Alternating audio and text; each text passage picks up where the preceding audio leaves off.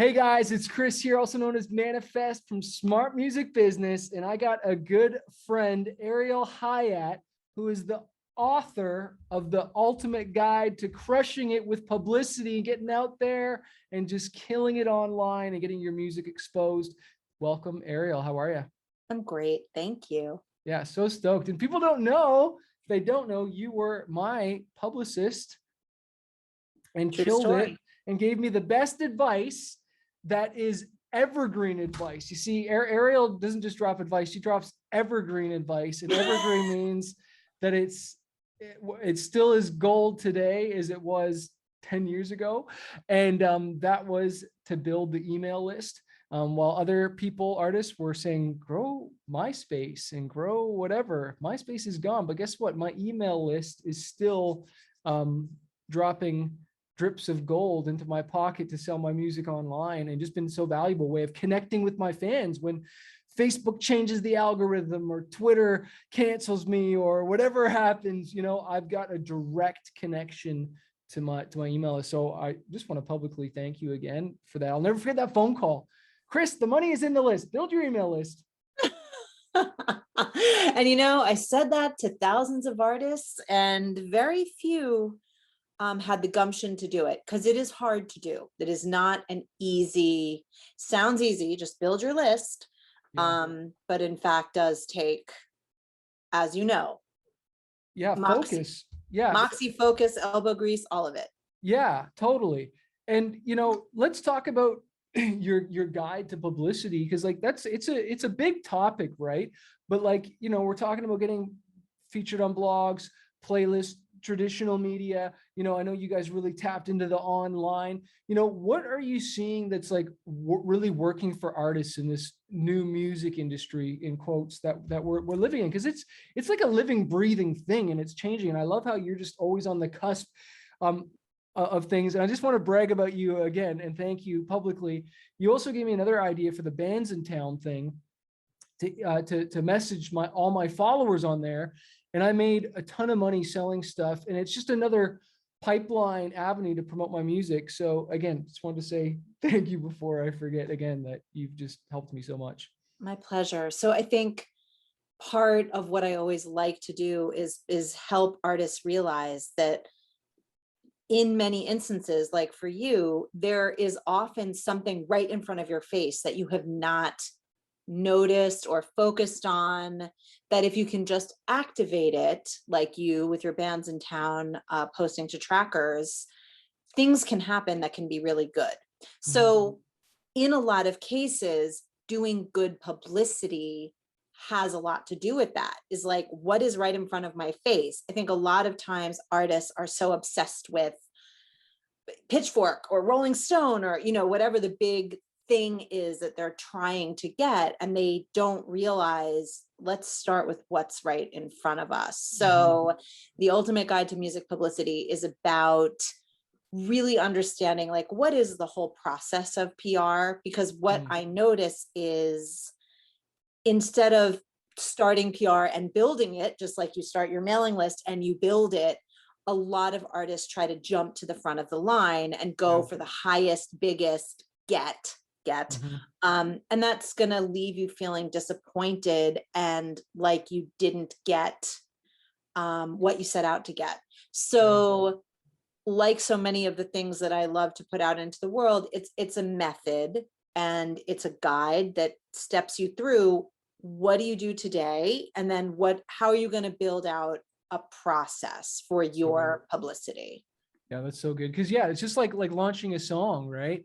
Like it's, you're peppering it out, you're teasing it, and then you're building the excitement, the buzz. Then you have the day of launch, and then a lot of artists stop right there. Like they stop, and it's like, you just got started. Now the work begins, right? And that's the same thing with publicity. Do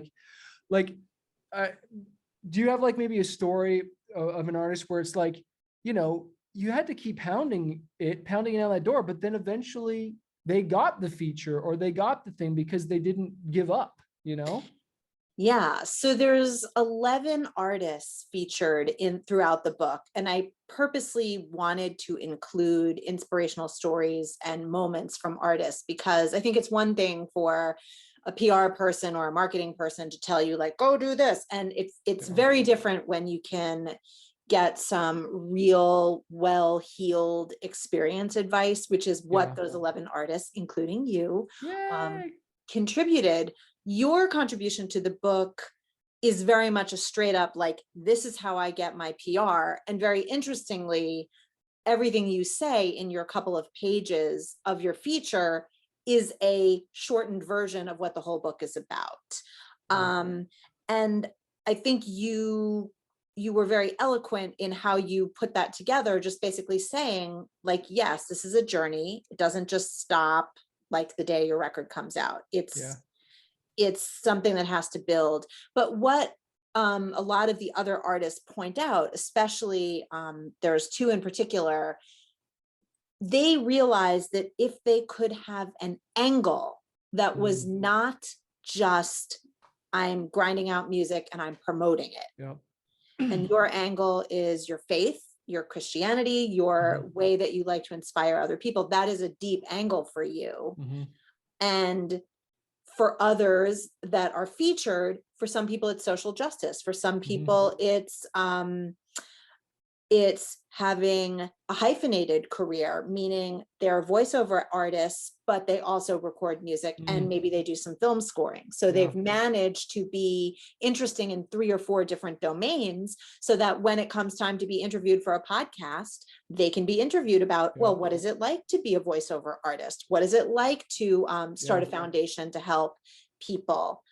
Such as Ileana Kadushin, or in the case of Maya Azucena, she talks about how she just started performing at charities, especially charities around women's empowerment and social justice for women. And so when there was ever like a benefit for women, Maya was the first artist that came to so many charities' minds, because she had given her time and she started performing at women's initiative-based charities all the way up to the United Nations, who asked her to be an ambassador. And this is an independent artist. We're not talking about like Ariana Grande or, you know, these names you think just of. knocking on the doors, man, but email and calling, hey, you know, like, and standing for something. So not just, you know, just my music. It's good music. So just like, they need a story, right? Like, you got my mind like just going nuts. Like, I love tea, right? Like, I love Earl Grey tea and I like steeping it. You know, I post about it sometimes, but like, I could go after tea blogs if I wanted to, you know. I love skateboarding still. I could go after skateboarding, and guess who's not hitting up all those skateboarding mags or tea much as they're hitting up Billboard, or they're hitting up Loudwire, or insert your genre of music magazine. Musicians are not hitting them up. It's different. It's out. It's like, if you're into horseback riding, hit up the horse. It's your story from a different angle. That just, you know, it's fresh, right? It's not the same old thing. Right. Because it's like, you got to be even more crazier story if, I guess, you want to get featured in the music publications. Not that you can't, but it's a different thing, right? It's a different thing. And then, you know, for a lot of major music publications, they're looking for numbers. So unless you have 100,000 followers, or unless you have some major clout, like you're signed to a giant label, or someone, you know, is really like helping to champion you. You know, a lot of times artists think like, oh, you know, this artist came out of nowhere. But if you begin peeling back the layers of the onion, even though the artist looks independent, you might discover that there is a major name, there is a major producer, there is a major label, there is a group of managers that are kind of there. And the more people you have knocking on the door, the better. Like, we're going to radio right now, and for a song, and I was talking to the promoter. I'm like, are you cool if I hit this program director up as well? And he's like, dude, absolutely. The more voices we have, the better. Right. You know? Because then it feels like there is a team. He's like, you're not stepping on my toes. And that makes me think about this, because like, some artists are probably like, okay, that sounds great, but I'm busy. And I'm even thinking that, like, I do want to hit up the T blogs or the skateboarding mags, but my time is I only have so much of it. And like, sure, do I hire a VA virtual assistant on Upwork or onlinejobs.ph? Like, could you maybe speak into like helping develop that team, or get a friend, or hiring someone to kind of help manage this? Because I honestly, I don't really want to, I want the results of it, Ariel, but I don't want to do the work. Yeah, it's a lot of work. Imagine that. Well, I mean, that's why part 3 of the book is all about how do you hire the right music publicist? How do you find that person? Right. And I think, you've spoken to something really important, like a really good virtual assistant or a fan who's willing to stick their neck out can do a lot of work for you. Like, you don't have to go and hire the big fancy $3,000 a month PR firm Yeah. in order to get a result. So I think that that's something that we see. I mean, a lot of what we do at Cyber PR, when we're not doing publicity, we help our artists build marketing plans. And what we've come to realize is we build these year-long marketing plans, and there's a lot of moving parts, and they have to do a lot of tasks. And we realized it's not about just understanding what you need to do. It's about, okay, who is actually going to make me a pre-save link? Who is actually going to make all those tiles that I need to share on social media? Who is actually going to fill in the blank? So yes, having a team to help you with PR and with all the other tasks. Like, if you actually like doing PR, but you hate creating graphics for socials, get a graphic designer to pump out your graphics and you focus on the PR. But I think also with an artist like you, you've earned the sort of, how to do PR. And I think when you understand how to do it, it's much easier to manage when someone else is doing it. That's good. Yeah. You do it first and then even hire it out to your team to do it. And what I think the advantages of hiring, your company or someone like you that knows what they're doing is because you don't have to train them, right? And it's like, you know the conversation, you know what to say, you know what not to say. You understand how many follow-ups it takes.